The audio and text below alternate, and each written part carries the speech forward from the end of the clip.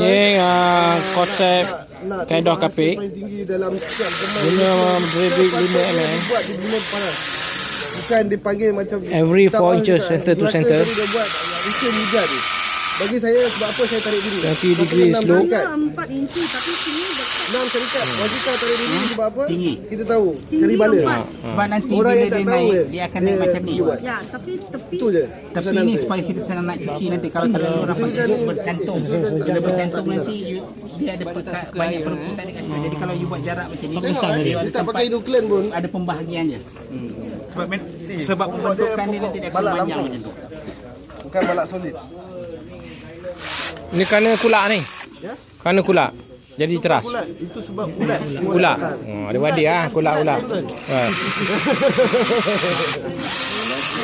Kaedah apa takik? Ni kaedah takik. Dulu dia buat cerita mati ni tu lah. Takik dengan parang tu. Kalau dengan kapak tombang. Dia buang kulit kan.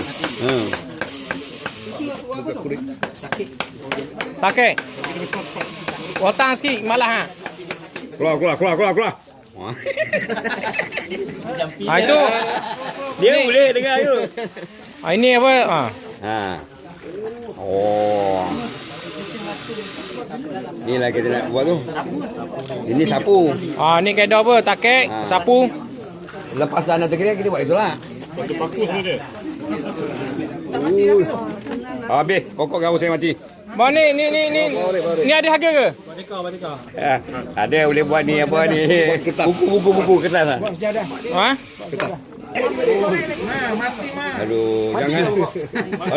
Jangan bagi macam mana mati saya pokok. Pokok garu salah satu yang pokok dalam dunia tak akan mati.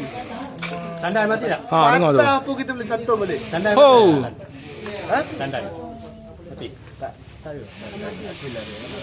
Ui, berbau lah ya. Getah dia. Bagus lah tu. Saya nak tunjuk contoh. Dan Macam menunjukkan- pokok pain ya. Ini bukan kaedah untuk sapu Ini saya nak tunjuk pokok garu ni kalau dibuang kulit keliling tak mati. Ini apa?